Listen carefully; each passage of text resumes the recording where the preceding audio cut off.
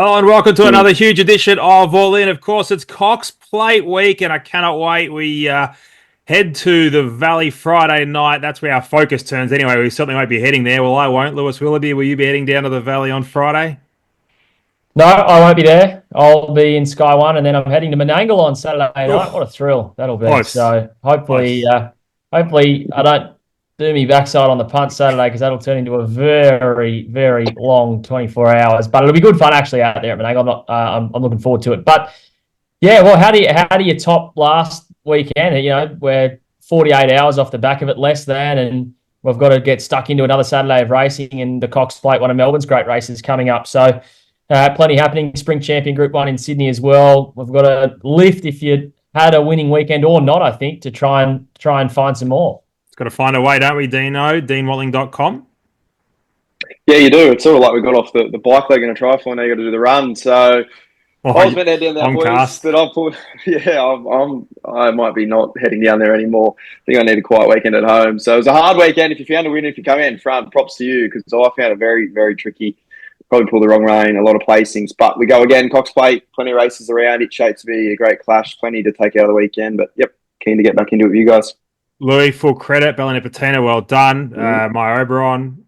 Yeah, so we managed to steer the punters into a few winners. We're going to go again. We're heading down south, Cox Plate, MooneeValley. How do you expect this track to play, Louis?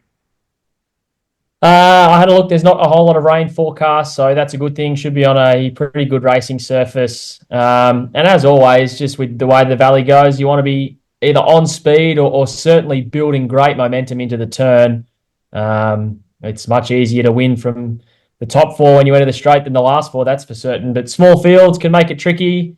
And pace, especially this Cox Plate, which we'll see, is not a whole lot of horses going around in it. So it's going to be a real little tactical affair, which I can't wait to touch on. Suggestion of a 6-horse field, maybe 7, more likely 6. Prognosis, $3. Prada Jenni, $4.50. Via Sistina, $4.50. Odds courtesy of Tab, of course. Broadsiding, $6. Mr. Brightside, $9. Docklands, $13. And the one runner that may be there is Kovalika, I believe, Royal Patronage.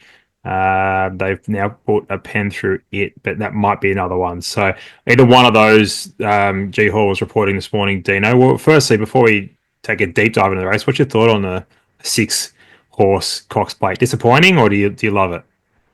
No, I love it. I think where it becomes disappointing is in the sense of if you're probably not a Pride of Jenni fan. I think if anything, you want a bigger field like we saw in the King Charles, where you potentially have a horse that can help take the field up. I thought if Royal Patronage was there, that would have helped that. But if it's out, it's advantage Jenni over that. You look at the horses we touched on, I think that's more so the issue. But as a punter, you want the best horses in the race, and the last thing you want is a horse that's not meant to be there, fall back in your lap and cost you. So I think that's what the Cox Plate's renowned for. But if there's only 6 good horses, there's no point just filling the void with horses that aren't up to it, to be honest. So that's, Lou, any opinion? Yep, I'm with you. Like, obviously, I'd love to see a bigger field, but at least if it is this small field, it's jam-packed with proper quality. Maybe the only ones missing could be Fangirl and Charwolf from our top line distance, like 2,000-metre distance horses. You can throw in Evaporate as well into that list there, Louis. Just the horse that sort of beat Broadsiding home in the Guineas. Yep. $1 million bonus if it wins the Carbine and then goes to a slot race in New Zealand and wins that or something like that. Yeah, so that's obvious choices for it. So, no, it's going to be a good race. Yeah, going to be a good race. Righto, Dano, kick us off. Cox Plate 2024. Give us your tips and a bit of a chat about some runners as we go. Yep, like I mentioned, if Royal Patronage isn't there, it's advantage Pride of Jenni. We saw a win 2 back in the Fernhill, I think it was. And then it's tricky. You go to Sydney last start, King Charles, back 400 metres to probably the fairest track you can have if you want to be a back marker, taken on early by a major bear who ends up 15 lengths last, and Jenni sticks on, only beaten by, well, we don't even know how good he is, Xiao Wolf, to be honest. Since he's been gelded, you get rid of his first up run, and he is 3 from 3 this preparation. He's going so well. So I think it's advantage her, tight turning track, no real speed around it, back to 2,000 metres. I'm trying to think what's going to card him up. Broadsiding's probably the only one with tactical speed, but it's not typical of that stable to sort of change tactics that much. The Dangers are terrific horses, but she's going to be so far out in front. So I think it's advantage Pride of Jenni. I don't know how she's not favouring this. I know Prognosis is a terrific horse, but he does have barrier tendencies and can get a little bit further back. So for me, I'm quite keen on Prodigy. I think she wins the Cox Plate this year, and Kieran Maher just has another Group 1 to the name. Louis? It's another one.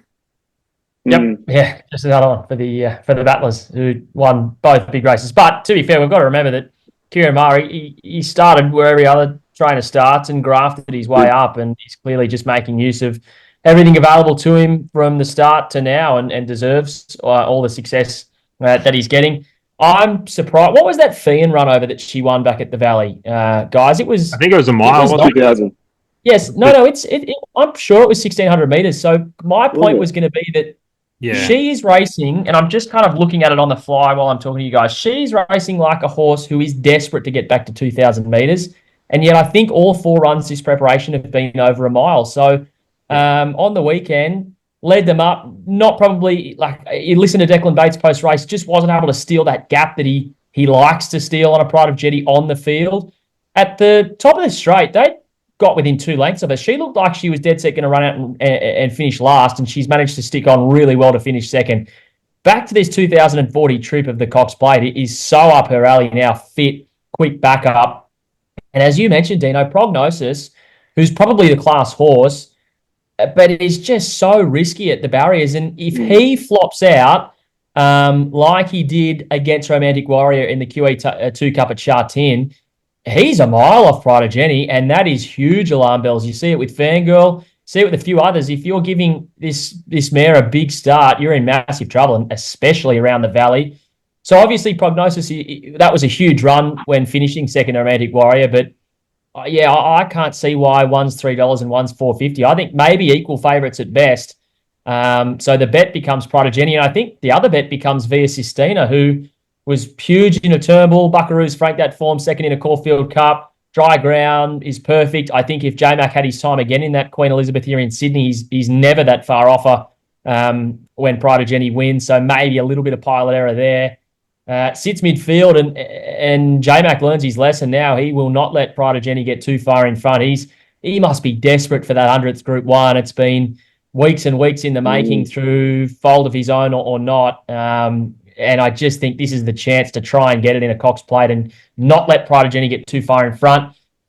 Just quickly on Docklands, guys, who's another one in the race from overseas. I was taking a look through his form this morning. I mean, he's finished behind City of Troy at his latest start. That is hot European form.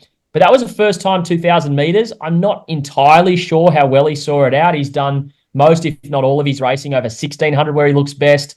So maybe this 2,000 metres with a tearaway leader is a little concern for Docklands, but obviously you have to respect the Europeans. But yeah, at this stage, I'd be pretty keen to have a 2-bet play, Pride of Jenni and Via Sistina, and just see what they do with the price on Prognosis. Talk to the race a little bit here, lads. So the suggestion would be that Docklands first or like second time 2,000 metres, but I'm assuming the horse has a little bit of early speed. Louis, I haven't gone through and taken a deep dive. So it doesn't have the greatest of speed. It's normally a behind midfield horse. Right. At least it was in its latest 2 starts. Yeah. But it's certainly no Prognosis flop out the back kind of stuff. But I also heard that they've been working with Julian Welsh on getting Prognosis's banner barriers better. Yeah. So, and I believe that the Prognosis is the type of horse that just runs fast section, or similar to Pride of Jenni in whilst it's moving. Obviously, probably doesn't have that early go, but it's interesting. So we saw Pride of Jenni; she was slow out. I'm not sure if you guys caught the overhead sort of footage of her jumping on Saturday, but she was slow. She was probably half a length out, and it did take a little while to muster. So I wonder if she repeats that at the Valley on Saturday again. Now she's going to lead the race, there's no doubt about it. But does that just allow horses like Mr. Brightside and Prognosis to be closer this time? If Mr. Brightside was able to get on the back of,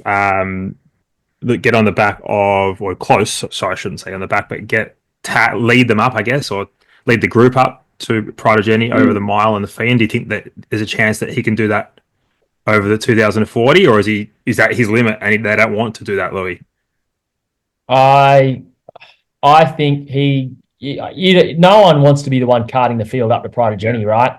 And I don't think Mr. Brightside would want to do that job either. I think if anyone's going to try and do it, that could do it successfully, it would probably be Via Sistina, who's fit and strong over that trip and we'll have a man in the saddle who wants to keep a good eye on how far Pride of Jenni gets in front. That's the way I see it playing out anyway. Dino, have you got a thought on that? Yeah, well, he gets 2,000, but I wouldn't say he gets anything past it. So I think the last thing you want to do is probably ride him close enough that he could potentially blow up. That would be my query. Probably lean the way of Blue. The other one that could maybe do it, haven't seen in the noms yet, but I'm just thinking on the weekend, Ilias failed 2,400 metres. I could see it potentially dropping back to the 2,000s for a Cox Plate. That would help a lot of horses out. Now that Royal Patronage from Waterhouse and Bott isn't going there. Obviously, he ran third behind Via and Buckaroo in the Turnbull, which reads well. So Good shout. that's what.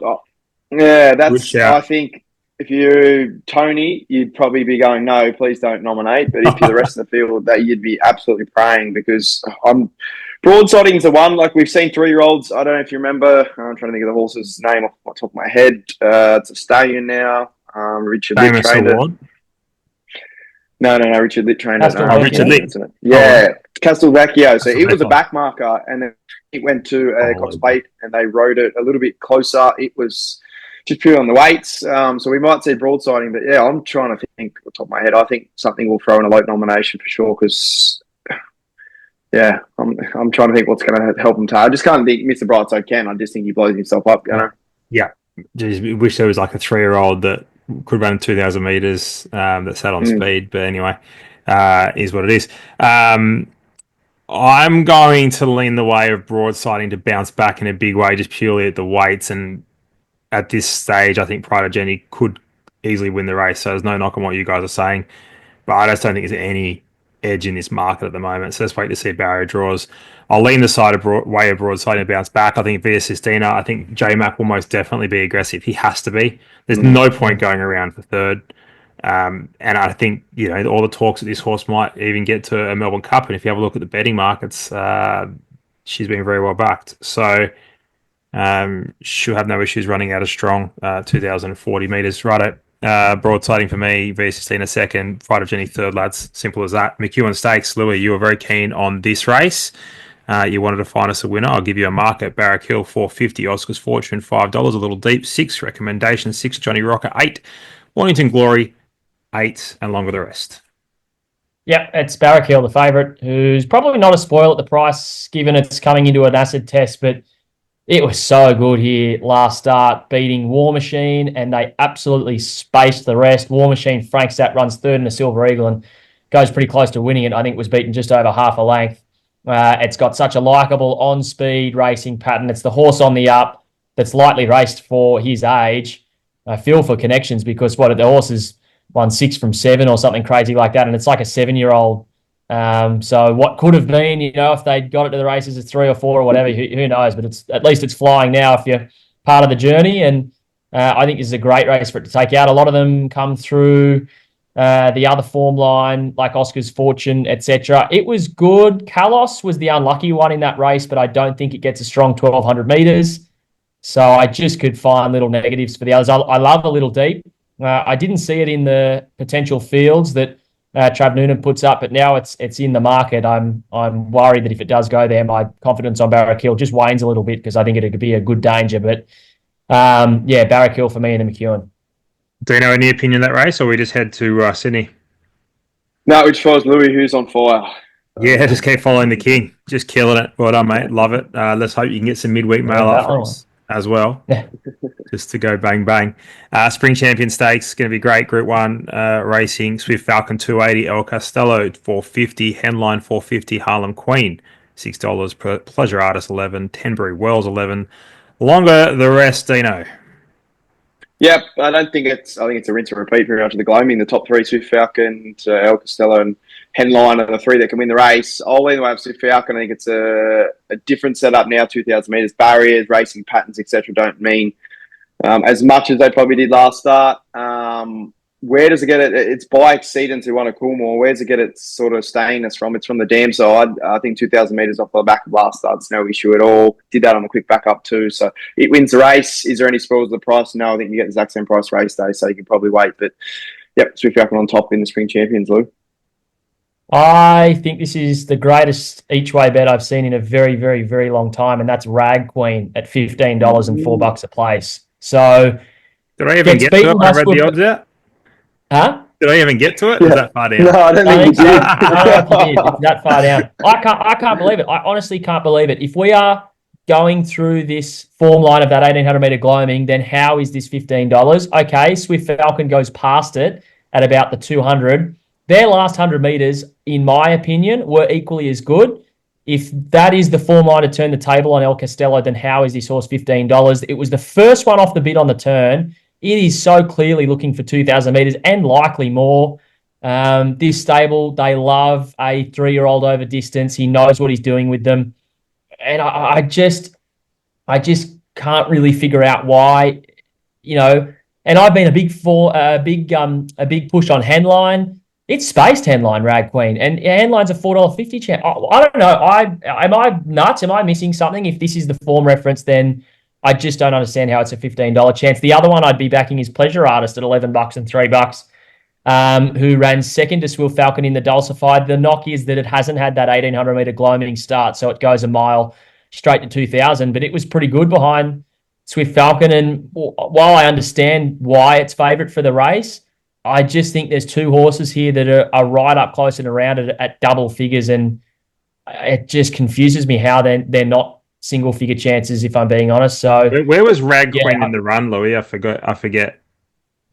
So Rag Queen was probably just behind midfield, settled in front of Swift Falcon. Mm-hmm. Swift Falcon ran past it in the straight. Absolutely no discrediting that. But if you watch that final 100 metres after Swift Falcon had gone past and then through the line, Rag Queen is still picking up and coming again. So, yeah, I just think 2,000 metres, this horse is so pinnacle for it. And it's more a price thing, guys. If it was $5, I'd probably go, it's a little bit short. But $15 in that right form line is mind-boggling. Love it. Headline for me. I think he comes out and spanks them. I think if you just draw a few lines, El Castello had run of the race stuff, like full credit, great win.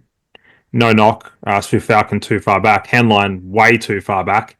And I don't think they went, quick enough. And I just don't think the way the race shape was from that start point was ideal. So Swift Falcon 7 day, there was intent there to win that race. It was backed as if there was strong intent there to win that race. Henline was on the drift. I don't think it was there to win the race. It was there to go around, and I think this is grand final day. $4.50. I actually think we'll get better than that. We might get $6 just purely because of the margins, and they'll just put up a bigger price. So I don't think I could tell you to chime into it now. Maybe have half now and half on Wednesday when the market's open. But I think Henline wins this race, fellas, and I'm pretty keen to make it my best all-in play.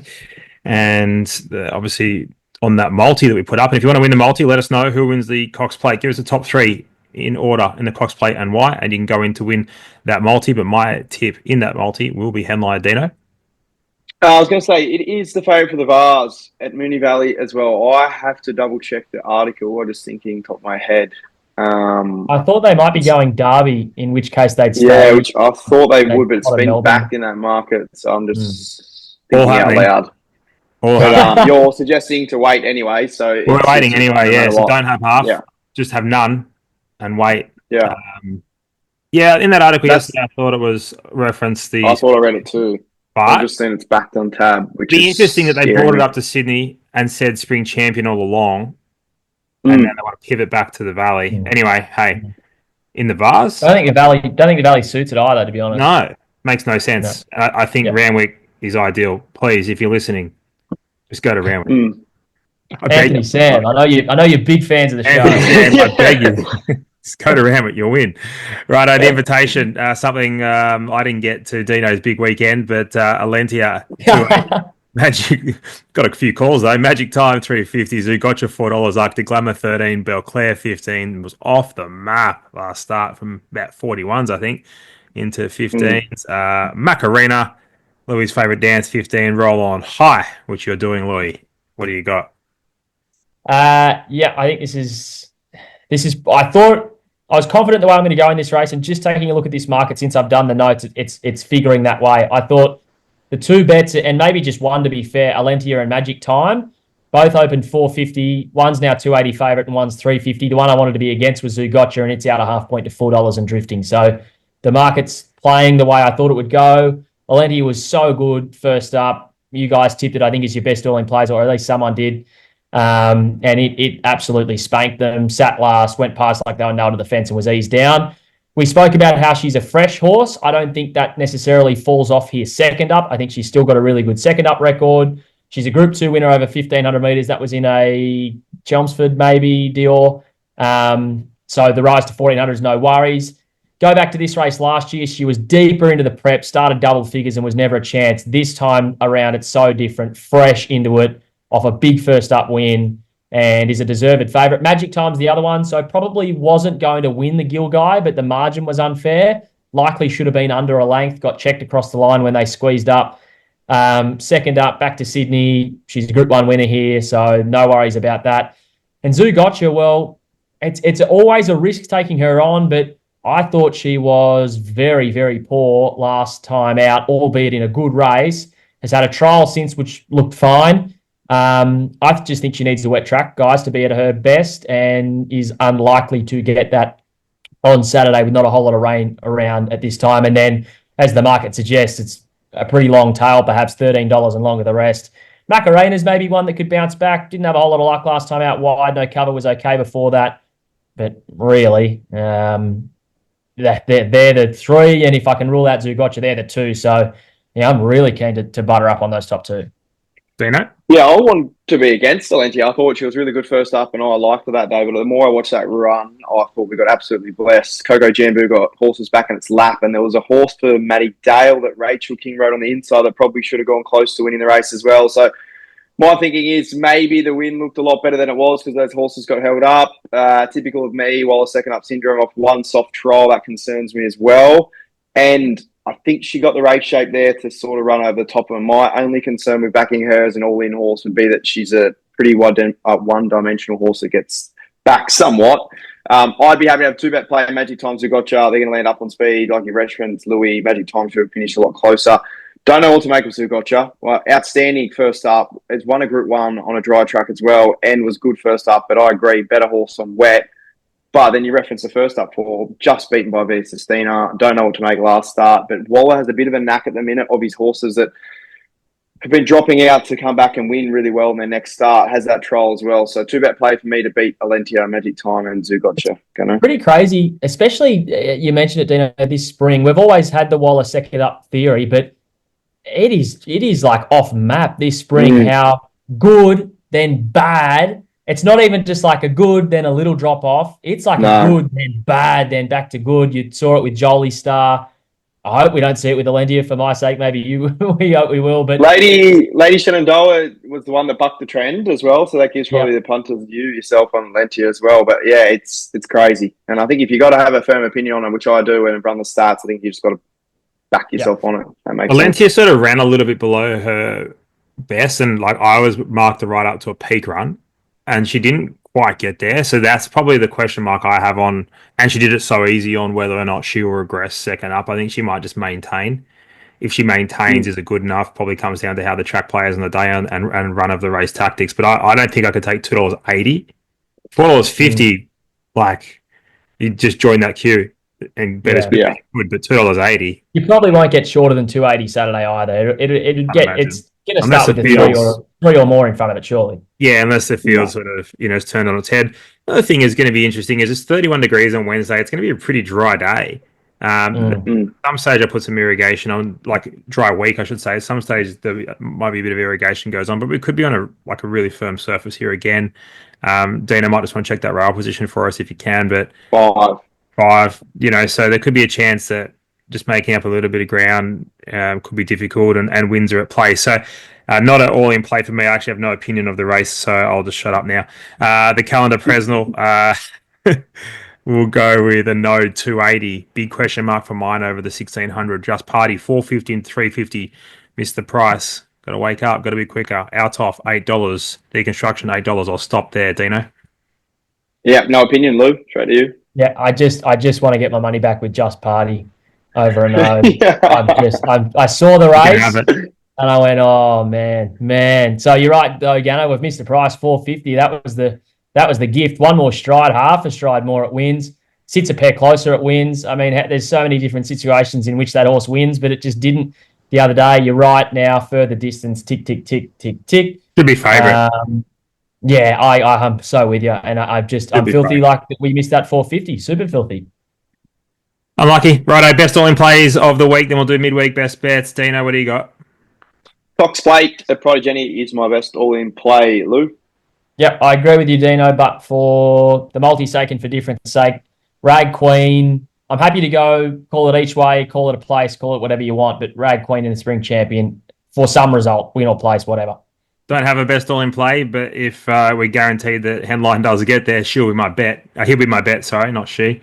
He will be my bet because I think he's primed to win this race, but as Dino just told me, maybe he's not turning up. So that makes it pretty difficult, doesn't it? But I do appreciate you letting us know and letting the punters know, because otherwise I'd be in strife and it'd be another...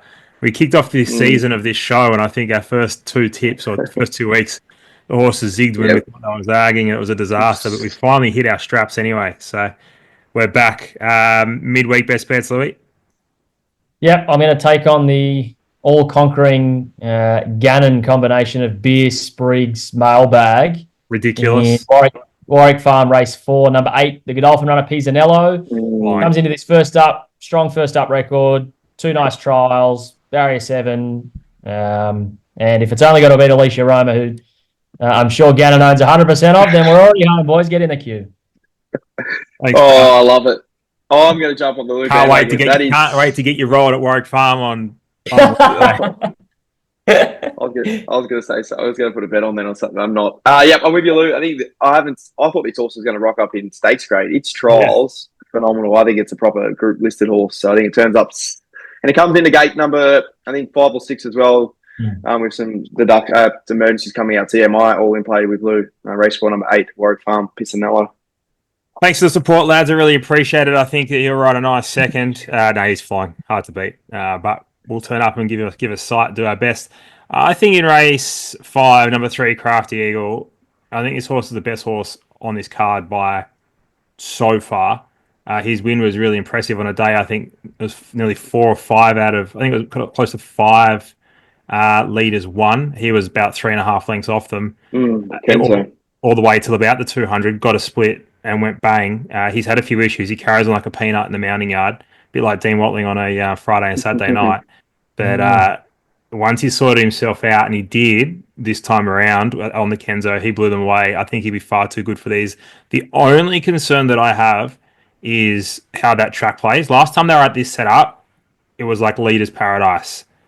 So just be careful and see how the track plays. Don't put a single bet on that horse until about race and the end of race 4, because if you can't make up any amount of ground in the middle, I think he'll defy a pattern, but I'm not sure if he'll defy like a ridiculous 3 or 4 length disadvantage. So best horse on the meeting, Crafty Eagle, race 5, number 3, but make sure that it's at least playing relatively even, fellas.